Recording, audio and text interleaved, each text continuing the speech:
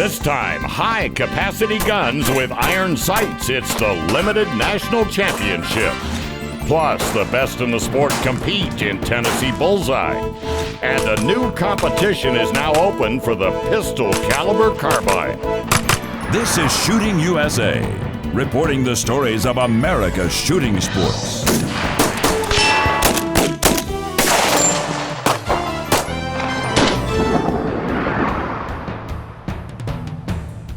In the beginning, practical pistol competition was dominated by single-stack 1911 design pistols. But then came the enhancements. First, STI's high-capacity 2011 guns with double-stack magazines. And then optics and muzzle compensators, race guns to challenge for the win, but nothing you'd actually carry. So the sport evolved to divisions, these in the open division with almost no limits on equipment, and the limited division would not allow optics or compensators. High-capacity guns that are actually carried by police, military units, and civilians, and by the professionals who annually challenge for the national titles. It's high action at the Universal Shooting Academy in Florida, where John Scoutten has our coverage with analyst Tony Pignato.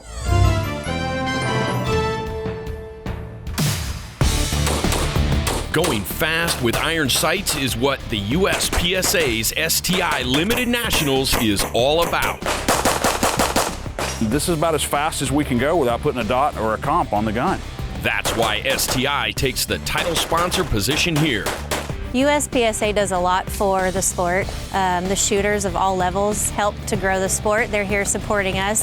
STI just wants to be part of that and enhance the sport as best we can. When we release the results of the competitor survey for this match, you'll find that STI frame guns are the #1 gun used in the limited competition. We have more guns for a competitive shooter to use right out of the box, ready to go and ready to win. And in their demo bay, STI is hoping to expand on that footprint, allowing everyone a chance to take the newest competition guns for a test drive. Limited Division junior shooter Aniston Baluyat gets some trigger time with STI's new DVC-3 gun. It shot very flat and it was just really smooth and really easy on the trigger. I love it. I'm gonna have to get my dad to get me one. STI complete guns and STI parts, specifically the 2011 frame, are the starting point for many of the finest full custom race guns out here, like those built by Shay Akai at Akai Customs. First of all, we start with the highest quality parts. Highest quality parts, that's imperative. We incorporate quite a bit of technology to it. We push the 2011 platform quite a bit, so they're perfect. And you'll see Shay's guns in the hands of some of the top shooters in the game, like Lesgar Speedy Murdoch and 2012 national champion Blake Miguez. All of the guns of the Super Squad, no matter their manufacturer, have one thing in common: major power factor. By far the most popular caliber is 40 S&W. The two paper targets seen in this national are the diamond-shaped classic target and the humanoid-shaped metric target. Their scoring zones add up like this: A zone hits are 5, B and C zone hits are worth 4, and D zone hits are 2 points. Any steel target is worth 5 points and must fall to score. There is a vast array of different challenges at this year's Handgun Nationals. There are the long, high-value field courses, and then there are the fast, technical stand-and-shoot stages like Velocity. 4 steel and 4 paper. Best single hit on paper scores 40 match points up for grabs. Each steel activates one of the paper movers. From left to right, it's an up-down bobber, a drop turner, a max trap, and a swinger. And that's just the beginning. We're on the stage Captivate, which is a 12-round, 60-point course of fire. You've got 5 paper targets and 2 steel. Start position is here, with fingers touching the marks, identified here by the white blocks of wood. Now, there's 2 non-disappearing max trap targets. What that means is as the max trap goes through its full cycle and comes back to its resting position, there's gonna be about 4 inches of scoring zone that's still exposed. Now, 4 inches of scoring zone to some of the top shooters in the sport is the size of a football field, which means they may forego activation on the benefit of points per second versus time. The men of the Super Squad are taking their time, planning their sequence of activation on Velocity. Velocity and Captivate will be shot back-to-back. Team Remington's Travis Tomasi will be first, and his plan on the activators is left to center, then right to center. And he's fast, 5.71, even with a quick pickup on that final steel target. Captivate is next. There's the unopened max strap. Middle section now. And he's controlled to that final max strap target. I think I had a pickup over here on that first stage. I would have liked to go clean on the steel. It's pretty key to the stage, but overall not too bad. Are you ready? Nils Jonasson has been the limited national champion before, and he's here to claim that title again. Velocity is over in 5.26 seconds. His run on Captivate is just as solid. One extra on the steel there, but he's all over that max strap target. 8.89 seconds and down just one target point. Bob Vogel will be next. Stand by.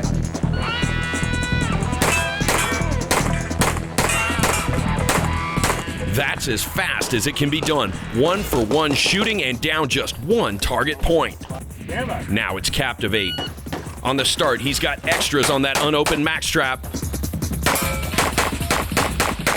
There's the final activator, and he's quick to that last target. It's a solid run for Bob, but he wants better. I'm okay. I got my hits. A bunch of extra shots here, but I was pushing a little bit too.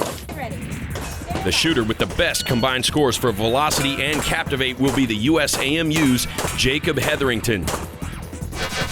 Jacob runs 5.33 seconds with 38 target points on Velocity. Captivate now. This will be the best for the match run on this stage. 8.22 seconds and all 60 target points. I did really good. I like the shuffle instead of running to the side on short movements like that, and I think it really helped the top on the stage.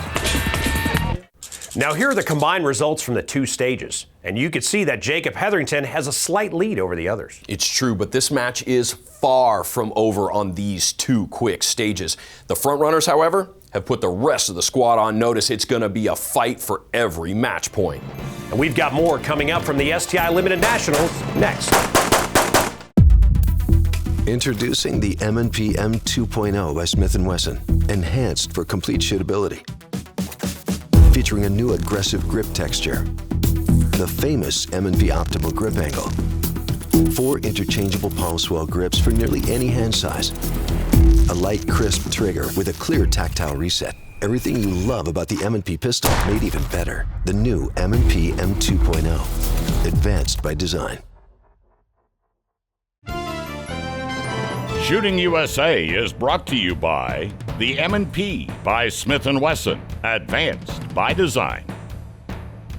The USPSA's limited nationals are underway, and already we've seen a couple of fast, lower value stages. Well, now the Super Squad sinks its teeth into some more meaty, high value field courses. Now as the round count goes up, so does the disaster factor. Now throw in some unusual activators, and it gets interesting in a hurry.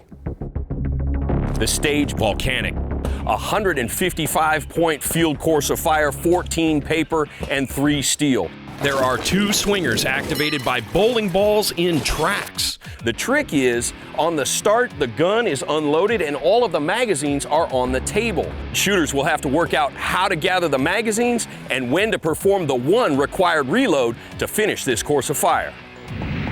Defending limited national champ Dave Zavigny is up. On the start, there's the first bowling ball while loading on the move. Into the first window. Second bowling ball there. And there's his load. Final position now. It's all over in 23.69 seconds. Next is Bob Vogel. This is the type of stage that he can make some ground on.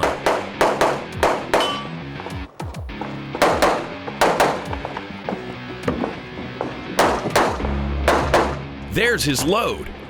He's fast to the final position.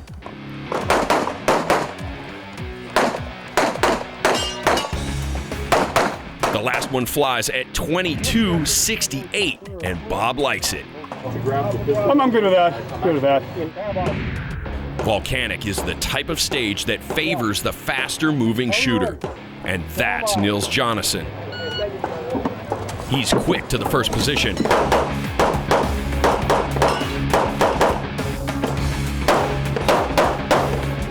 There's his load before the second window. He'll have to watch his round count. At the end, he's got just enough. 22.52 is fastest, but with 143 target points, Bob Vogel takes the final stage for day one. The first course of fire on day 2 for the Super Squad is the stage called Control. Pro shooter Travis Tomasi gives us his breakdown there. What we've got here is the stage known as Control. It's 80 points, 6 paper targets, 4 steel targets, and everything has to be engaged from this moving platform. That's what's going to provide the challenge here, is it's not stable. So what I'm going to do to try to combat that is I'm going to lower my center of gravity, bend my knees, and that's going to mitigate some of that movement in the sights. Travis is first among the Super Squad, and his timing on the swingers is a little off. At the back position, he's quick, but the damage is done. 11.04 is off the pace. Now it's Bob, and on the start, he also has a pause waiting for the swinger. But from there, he turns it on. 9.21 is a solid time. The swinging bridge there and the timing of the swingers, a lot to be figured out there. I'm the second up, so it went okay. Manny Bragg will be best for the match on Control. At the start, he works the targets right to left. That sets up the swinger perfectly. The timer stops at 8.54 seconds, giving Manny full match points for the stage. The stage Delirious, a high-value field course of fire consisting of 13 paper and 4 steel, 150 match points available. Shooters can start on either side with their fingers touching the white block. On the start signal, engage targets around the wall, through the ports, and through the door. And by the looks of the door, shooters are using their feet to get the ball rolling. And for good reason, opening the door activates that max trap target up range. Bob Vogel will be first to tackle Delirious. He's very fast through the first array. There's a reload at the door. A quick sidestep gets him to the final position, and it's all over in 14.88. Now it's Nils, and like Bob, Nils is very fast through the first array, even with the no-shoots. There's his load and the door. A couple of extras here. This adds time. The clock stops at 15.24, but his target points give him the edge over Bob. Are you ready? Dave Zavigny is watching the battle between Bob and Nils shape up, and he wants to be a factor. This is the way to do it. He crushes Delirious in 14.73, taking full match points for the stage. Well, Dave takes the full 150 match points, and Nils just edges Bob by a little more than 1.5 points. Now this is shaping up to be quite a race down the stretch. Tony, you shot this match. How did you find that activator on Delirious? Well, when it comes to that door, whether you use your foot or your hand, it's all about timing to get on that target quick. And the pros made it look easy. They sure do. Well, after the break, we'll run it down to the final stages to find out who will be the limited champion. That's next. What makes a legacy? Is it quality? Craftsmanship? Maybe it's the idea that every American deserves their right to security and peace of mind on and off the battlefield. What makes a legacy? Here at Colt, we're making it every day. Colt, built one at a time, proven every round. Shooting USA is brought to you by Hornady, accurate, deadly, dependable, and by Bushnell Performance Optics. The STI USPSA Limited Nationals is shot over 3 days in a half-day format. And on each of those days, shooters see different challenges. Now for the men of the Super Squad, the final stages of the match are also the highest point value. There's potential to see a lot of movement on the leaderboard. Welcome to Stage 5 Vicious, sponsored by Steel Target Paint. It's the final day of the Handgun Nationals, and the men's super squad will kick it off on the Stage Vicious. 24 steel and 4 paper, offering 160 match points. These are by far the highest scoring stages for the men's super squad, so anything can happen, but all eyes are on that Central Florida sky, as Mother Nature might throw a wrench in their plan. The shooters start at the front of the shooting area and will retreat to address the final arrays. Nils Jonasson gives us his view from his hat cam. Just a couple of quick extras and Nils is on the board with 20.01 seconds and 159 target points. A solid start to the final day. Bob Vogel is next. A quick pickup on that first array.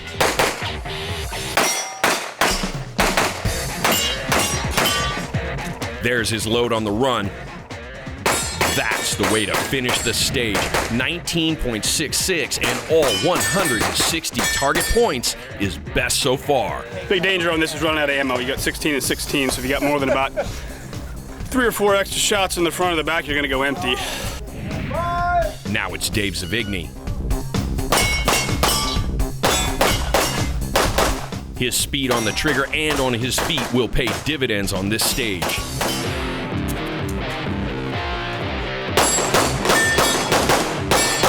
At the final position, he started far left. Waiting for the drop turner cost him a little time. Even so, 19.55 is the best for the match. It was a pretty flawless run, with the exception of me forgetting the sequence over there, but because of where the position was within the array, I had to wait on the activator, but in the end, it's okay. I mean, the stage known as Celeritas. 1 steel popper, 5 points. This isn't about moves on the leaderboard. It's more about bragging rights. It either goes right or it goes really wrong. For Manny Bragg, even with an extra shot, he's under a second. Dave Zavigny is 0.05 better. Chris Tilley shaves 200s off that time. Bob Vogel is fastest on the squad.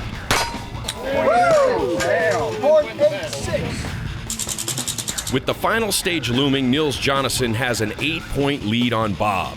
Dave Zavigny is over 100 points back in third. The stage victory will be the final stage for the Super Squad. 14 classic shape paper targets and 2 steel poppers. One releases a swinger protected by hardcover. This is a stage that will have multiple solutions, and Dave Zavigny has his plan figured. Are you ready? 150 points are up for grabs. On the start, he's all the way to the left, working his way across. He'll have to be careful moving back on the right.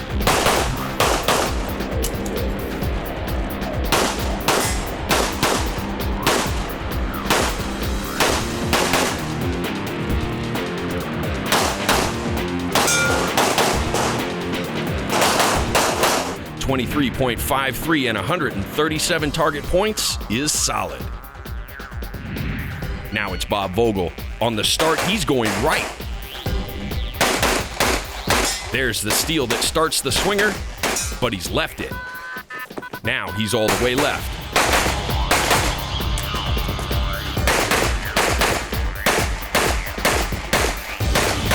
Final position.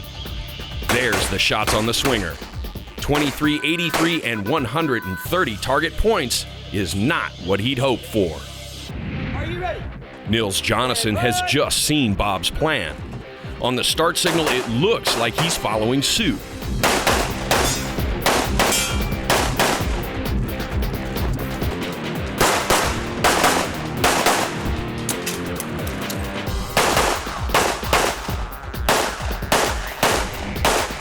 .2379 is good, but a miss on the swinger costs him. The miss on the swinger was not a big enough penalty to allow Bob to overtake Nils for the win. Now this is Nils' second limited national championship, and with Bob and Dave, they round out the top 3. Well, congratulations to them and everyone who made the trip to Florida for this match. Coming next, Jim is back with the story of the British muzzleloader that was deadly in the hands of Confederate snipers. And later, I've got a couple of options for competition with pistol caliber carbines. Out of all you'll spend on shooting this year, this is the most important, a membership in the NRA. Join at shootingusa.com and I'll pay $10 for you. It's that important. I will always place the needs of the community, the needs of the mission, above my own. I will never accept defeat. I will never quit. Never fail a fellow officer. Never leave a comrade behind. I will never surrender. I am never out of the fight. You are bound by a higher calling. Demand the same from your gear. Blackhawk, honor as a way of life. Shooting USA is brought to you by Les Baer Customs 1911s, hand-fitted to perfection because you'll accept no less. You know, our image of battles in the Civil War is mass soldiers advancing on line, relying on volleys of fire, not accuracy.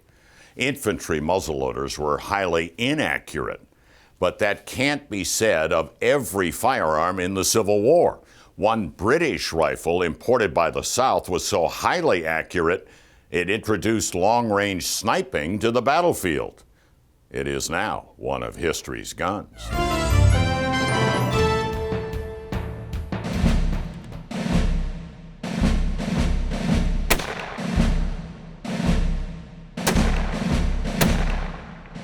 It was a technological wonder in its day, a percussion firearm from 1854 that was as accurate in the right shooter's hands as a modern sniper rifle is today, even at extraordinary distances. This is the Whitworth Rifle. The gun was phenomenally accurate. At long ranges, there was no problem, hitting targets in excess of 1,000 yards. State of the art, and you're right, it can hold its own with a lot of modern rifles. There's no question about it. The Whitworth is a single-shot, muzzle-loading firearm, the brainchild of a famous British engineer, Sir Joseph Whitworth. He turned his talents in the mid-19th century from designing industrial machinery to building a better rifle, an ambition he more than achieved. It was a very, very popular gun. There were a number of different varieties, different barrel lengths, different styles, different sights, etc. But all of them were very high quality. And very, very accurate. Here's why. The Whitworth is interesting in that it actually had a mechanically fitting bullet. The Whitworth had a hexagonal bore and a bullet that was cast in that shape. Take a close look at both bore and bullet. You clearly see 6 sides. The bullet in .450 caliber, the bore is .451. So it was theoretically mechanically fitting, and it would, take the rifling very easily. You're not supposed to drop it. Take the rifling very easily. Let's see that again. The bullet just drops right in. Take the rifling. So how do you get enough compression to push the bullet out? Well, the exploding charge expands the lead bullet's hollow base, filling the 6-sided bore. It's an effect shooters call upsetting. And later, they discovered a conical bullet worked in the rifle as well. Both of these bullets had hollow bases in them to begin with, which expanded a little bit. But the conical bullet would squish down and fit the bore and fit the rifling just fine, and accuracy was just as good with a conical bullet as it was with a hexagonal bullet. Whitworth hoped his creation would be adopted by the British military. And while the Brits did test it in the Crimean War, hoping to replace the Enfield, they ultimately rejected the rifle design due to problems with fouling. You're basically using an 85 or 80 grain powder charge in a smaller bore, and so it did foul rapidly, and so for that reason the British decided not to use it. Plus, one of the best reasons in the world, any government can use this excuse, they were much more expensive to make than Enfields. But that was far from the end of Sir Joseph's invention. Whitworth rifles quickly found favor on the English firing ranges, where shooters prized their extraordinary accuracy. In Britain, this gun became extremely popular as a long-range target rifle. Theoretically, some guys were able to hit targets out to 2,000 yards with the thing. Even Queen Victoria got in the act, firing a Whitworth from a rest to open the Wimbledon shooting match in 1860, the same place now famous for tennis. And they had one of these in a rest, and she pulled the trigger, and they hit a target at 400 yards with it.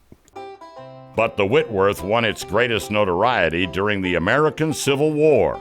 The Confederacy bought 200 of the rifles and put them in the hands of its snipers, who picked off Union targets like General John Sedgwick at well over half a mile.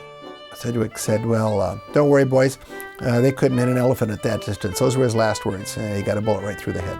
Famous last words, except our historian has a few for the historic Whitworth rifle. It's just a fine, fine piece. It shoots very, very well. It was really very, very, very good gun. It's a wonder. But it was a dead end in firearms development. Whitworth's hexagonal bore and matching bullets would not be the future, as breech loaders with rifling became the new standard for the self-contained cartridge. Well, up next, NRA conventional pistol competition in Tennessee, better known as Bullseye. This is custom gun making, hand fitting slide to frame, hand cutting the mag well, blending the surfaces of the slide, the frame, and the beaver tail. At every step, a Les Baer Custom 1911 is hand fitted to tolerances no CNC machine can match for match grade accuracy. And a Les Baer Custom 1911 is priced at 1/3 of what you'd pay any other gun maker. See all the 1911s and rifles at lesbaer.com. Shooting USA is brought to you by Blackhawk, honor as a way of life, and by the M&P by Smith & Wesson, advanced by design. NRA conventional pistol, strong hand only, traditional competition, much like Olympic competition, but with multiple calibers. It's strictly a match of accuracy at 25 and 50 yards. And some of the best in the country enjoy that challenge at the annual Tennessee State Championship. Fall in Middle Tennessee, and conditions couldn't be better for the Tennessee State Bullseye Championship. But with good weather, they're shooting up a storm in Columbia, Tennessee. This is NRA Conventional Pistol Competition, better known as Bullseye, and it is challenging. This is the hardest thing that I have ever done as far as shooting goes. And I've shot PPC, I've shot action pistol, and this is the hardest thing I've ever done. To explain why it's so hard, you first have to understand the sport. In Bullseye, competitors shoot handguns at paper targets at 25 and 50 yards under time limits. A typical Bullseye match consists of 3 competitions: 22 caliber, center fire, which can be 32 up to 45 caliber, then finally 45 ACP. Already on the firing line. All shooting is done stronghand, standing, with no support. The first match is called the 22 caliber 900. 90 shots for a possible total of 900. The course of fire includes 3 strings of slow fire. That's 10 shots in 10 minutes at a distance of 50 yards. Now timed fire at 25 yards. 5 shots in 6 strings of fire in the 20 seconds that the targets are exposed to the shooter. Next is rapid fire, also at 25 yards, but this time 6 strings of 5 shots in a time limit of 10 seconds. When you do all of that for center fire and then the 45 competition, you have a precision pistol 2700 match with the possibility of a perfect score of 2700 although no shooter has ever scored that in a sanctioned match. So what's the secret to keeping most of them in the 10 ring in Bullseye? Sight alignment and trigger control. Don't disturb it. That's all there is to it. Jim Henderson should know he's the top Bullseye shooter with the United States Army Marksmanship Unit. He and his teammates are feeling very much at home at this range. The Army team has had some pretty great success here. We've set a lot of national records and personal bests here. It just seems to be like a good match and a good range for us. The USAMU team members seem to handle this endurance test of accuracy and precision with no problem, because in the open class competition, the USAMU team places 3 of its members in the top 5. Jim or any of the Army guys, any of these military guys, they are top notch. I mean, I came from law enforcement. We put our lives on the line every day for the people of the state of Mississippi and everything. But these guys, they go across the ocean and they fight for us just to have this right to keep this gun. So I mean, they are stand-up good guys, every one of them. Stand-up guys who, for the most part, have all earned the U.S. Army's black hat, USAMU's authorized uniform hat awarded for achieving excellence in their sport. It's pretty prestigious, actually. You've got to earn it. It's not something you're just given, and it sets us aside. When we arrive, everybody knows what those black hats mean. They know that it's the Army team. And it means a lot to Staff Sergeant Joshua Kingery, who is on target to earn his black hat in this match. He needs to score 2,550 points with iron sights. But it's not going well on the first day. Sergeant Kingery is 80 points off the pace after day 1, and that will be too much to overcome. He rallies on day 2 during the 45 competition, but ends up just 4 points shy of the black hat standard. Jim Henderson believes he might have been doing too much math and not enough shooting. It's hard to do that and concentrate on what you're supposed to be doing. For this, you really have to concentrate on the process, what you're doing, not the outcome. If you start focusing on the outcome, you start missing stuff, and then all of a sudden things just keep getting wider and wider. It's frustrating. It's very frustrating, but I mean, it's a learning experience, and I'm going to take it and run with it and improve on it. There's little doubt Sergeant Kingery will earn his black hat with the coaching of Sergeant First Class Henderson, who wins this match with an aggregate score of 2,657 out of that possible 2,700. It was probably on my low end of my average, but that's why they call it an average, and it was what I needed to do, so it worked out well. The tradition of the black hats. And no, I didn't earn this one. It's on loan from the Army Marksmanship Unit. Well, after the break, the guns for Bullseye champs and the efforts to grow the sport.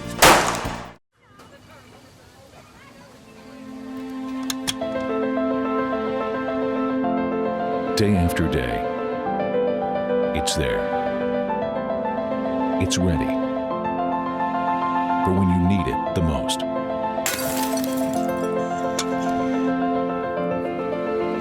The Rapid Safe combines fast, touch-free ease of use with safety and security. The Rapid Safe from Hornady. Shooting USA is brought to you by STI and the continuing evolution of the 1911, and by Comtac Everyday Carry Holsters. At the highest levels of Bullseye competition, it's not only the shooter bringing exceptional accuracy to the firing line, it's also the guns. They're highly tuned and customized to shoot one-hole groups, shot after shot. They're a lot of fun to shoot. Our guys really build good guns. That's easy to see after Jim Henderson just won the Tennessee Bullseye Pistol Championship in Columbia. Henderson and 2 other members of the United States Army Marksmanship Unit finished in the top 5 in the open class. That's a testament to the skills of the team and to the guns that they're using. I shoot it pretty well. I like the way it feels. In .22 competition, Jim runs a Hammerly 208 with an aim point 9,000 red dot. But after extensive modifications, the only things that are really hammerly about it are the trigger and the slide. It's got a 1911 grip adapter, so it feels more like a 45. And then our shop actually made these grips, and they made the barrel. For the 45 competition, Jim goes with the same kind of red dot he has on his 22, with the gun built by the USAMU gunsmiths. It's a Caspian frame and slide. Cool little U.S. Army there on the slide. Jim, once again, is competing against fellow Bullseye shooter Philip Hemphill. Philip, who is the 2016 NRA National Pistol Champion and a 10-time NRA National Police Champion, has a not very glamorous competition rimfire gun. It's a plow horse, it ain't a show horse. The plow horse Philip uses is a Feinwerkbau AW93. He runs an aim point, 4-minute dot, and an orange rubber band around his scope, which lets him see a dot within a circle. For both center fire and 45 ACP competition, Philip shoots a custom modified 1911. A Rock River 1911 45 ACP. It's got a match barrel. It's got a cart barrel. But Philip knows you can have the best precision handguns that money can buy. But it won't matter in the future if you don't grow this sport. With the average age of a bullseye shooter being close to 50 in this classic handgun sport, there's widespread agreement it's critical to bring in younger shooters and women. It's very important because if you don't, this sport is just going to be dead. If you don't bring any new people in or promote the sport or help anybody else out, I mean, the sport is just going to be stagnant and die. Phil's doing his part, mentoring and coaching 26-year-old Christine Johnson. I shot one in the 90s. That's good. Yeah, like a 92. That's great. Yeah, that's great. Right? The mentoring started after the two met in Jackson, Mississippi. She used to work at a sporting goods store, just right down the road from the training academy. And we got to talking. She wanted to shoot. I said, well, come on. And been trying to teach her ever since. So, what's it like to learn to shoot bullseye from one of the very best? Intimidating. I Googled him the first time before I went to shoot my very first time with him, and I was very intimidated. This is her first match, and she is nervous as she can be. 1, 2, 3, 8. And thanks to advice from other shooters and Phil's coaching, Christine had a pretty impressive weekend. Her 262 score out of 300 in the 22 National Match Course format turned some heads. And her 1945 total even beat at least one of the male competitors. But she was nervous about being the only woman in the match.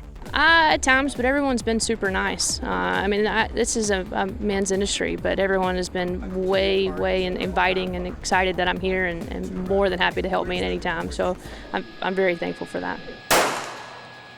That is the spirit of all the shooting sports. Competitors are always delighted to welcome a newcomer and help them enjoy their sport. Well, up next, a new shooting sport, and John has some new equipment options for pistol caliber carbine competition. Introducing the M&P M2.0 by Smith & Wesson, enhanced for complete shootability. Featuring a new aggressive grip texture, the famous M&P optimal grip angle, 4 interchangeable palm swell grips for nearly any hand size, a light, crisp trigger with a clear tactile reset. Everything you love about the M&P pistol made even better. The new M&P M2.0, advanced by design. Shooting USA is brought to you by Colt. Built one at a time, proven every round. If you pay attention to the practical shooting sports, chances are you've heard of the newest division of the USPSA and the Steel Challenge. It's pistol caliber carbine. The guns were on the ranges of the Steel Challenge, and the USPSA will be hosting a national for their new division.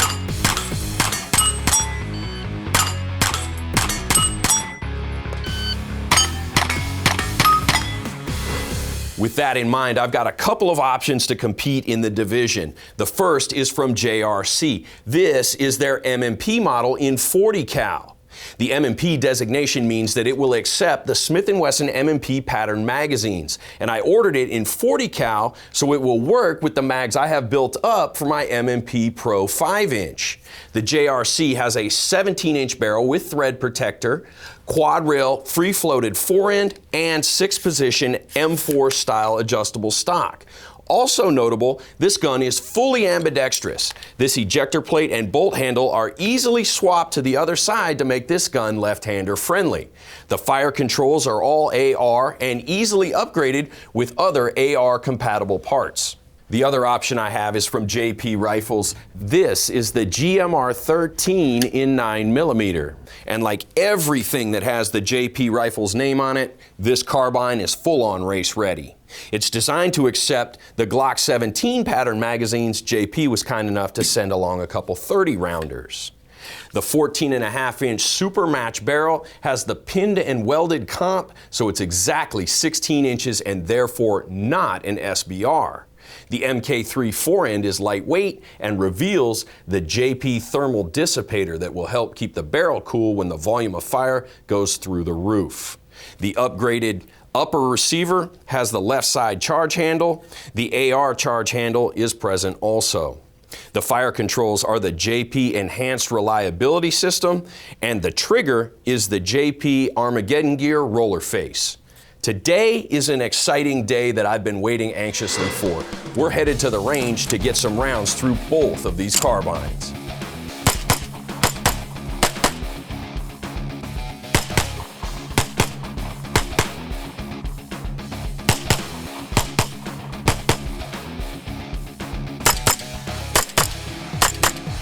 Both of these carbines are direct blowback designs, so that means that recoil is essentially non-existent. Now I'm swapping between the two with a Bushnell AR Optics 1-4 on an Alamo 4-star quick change base, and the zeros are negligible. This may seem like a little bit of an overkill when it comes to an optic here, but in the 1-power configuration, this is essentially a rugged red dot optic. And these guns will compete on the same courses of fire as the open guns and the carry optics guns, so the chances of seeing a target outside of 50 yards, pretty non-existent. But if we do, I've got a little magnification I can dial in.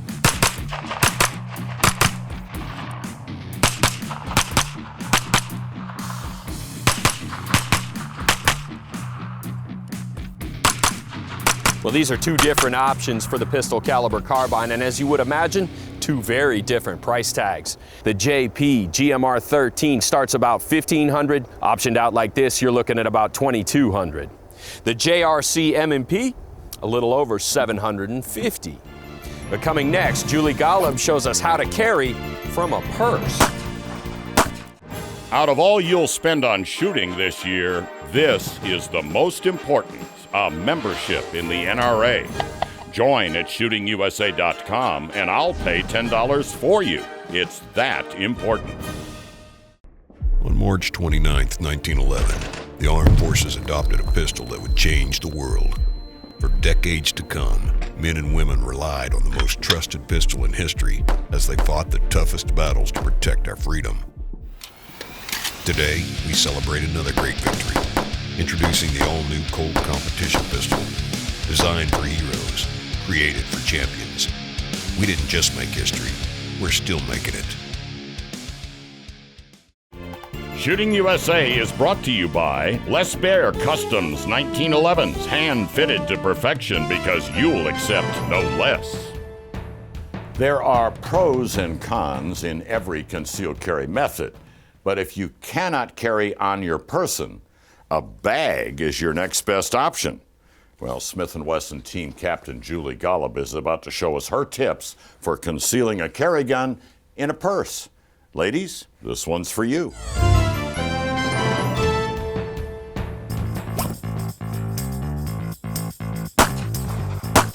Many women and men choose to carry a firearm in a bag or purse, but there are some important things to consider when carrying a firearm off the body.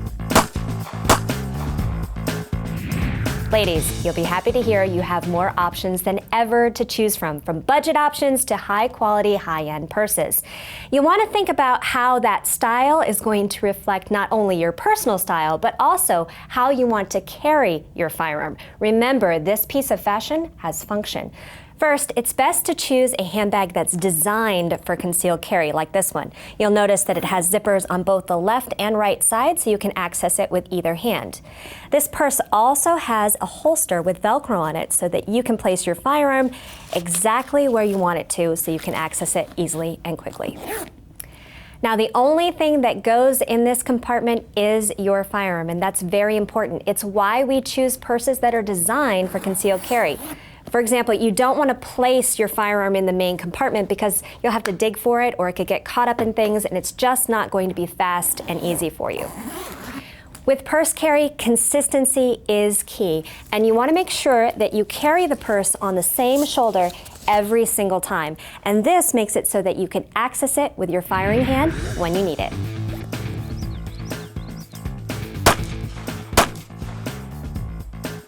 Just like you would practice drawing from a holster, practice drawing from your bag. You'll want to secure your purse with your non-dominant hand while you access the gun with a strong hand. This purse style is one of the most popular, and it's also one of my favorites, where the zippers are located on the side to allow you to get to the gun quickly and safely.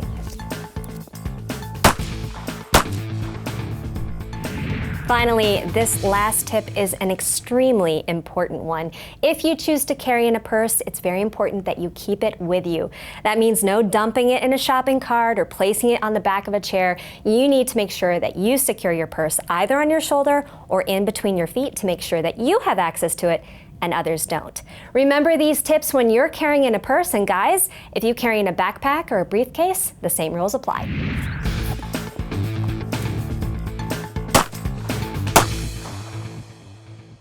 Thanks, Julie. And yes, that even applies to those of us who prefer to look like sloppy dressed tourists, but are in fact armed and ready. Want more info on next year's Limited National Championship? We've got that. And where to compete with your new pistol caliber carbine, and where to find a Bullseye Club. Find all of that info at shootingusa.com. For all of us, I'm Jim Scoutten. Shoot safely, shoot often, and keep them in the 10 ring.